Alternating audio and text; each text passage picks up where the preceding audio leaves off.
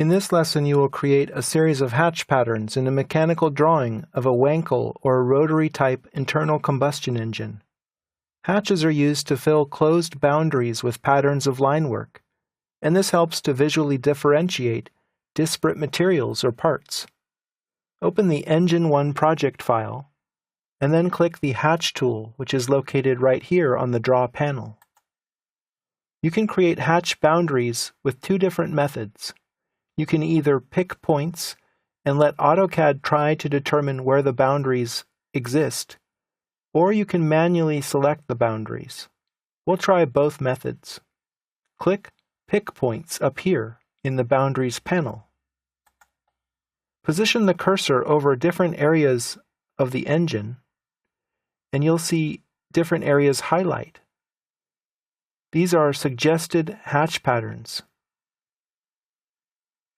Zoom in a bit more, and position the cursor carefully between these two green arcs.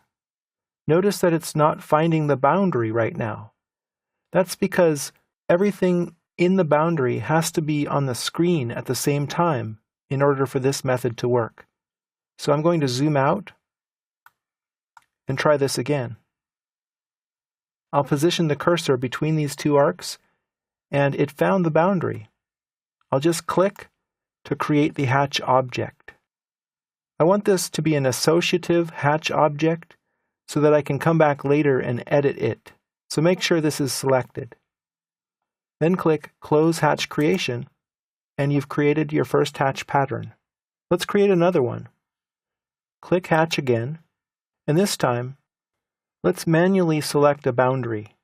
Click Select, and then click this red object here, and then click this magenta object here. The hatch pattern is created in between them. We can remove some of these voids in this piece of metal by selecting individual circles as well.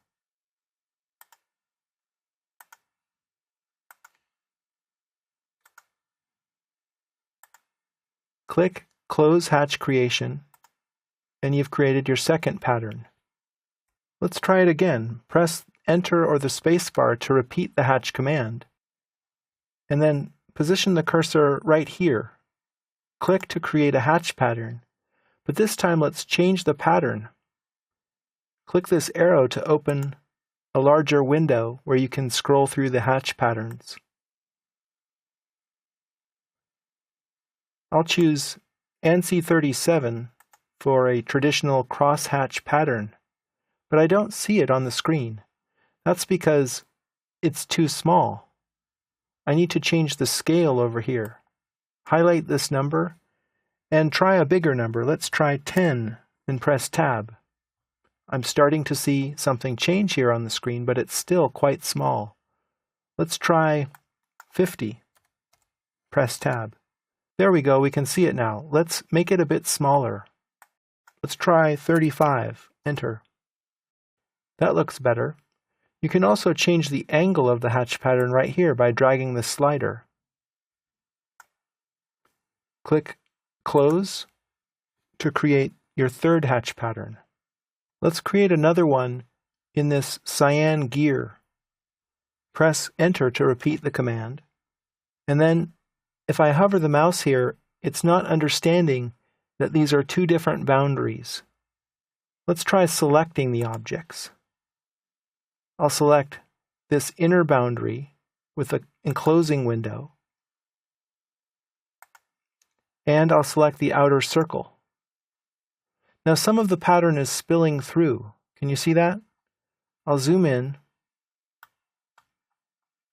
and let's see why is that happening. It looks like right up here there's a gap, and this is why the pattern is spilling out of that cyan boundary. So let's close hatch creation and undo. We need to solve the boundary issue before we should use the hatch command itself. So let's isolate this cyan layer and work on it. I'll zoom in, and it looks like every gear is missing a little piece. I'll draw a line to connect those two endpoints. And then array that line using the polar array tool. I'll select the line, enter, zoom out, and I need to specify the center point of the array. Hold down Shift, right-click, and choose Quadrant.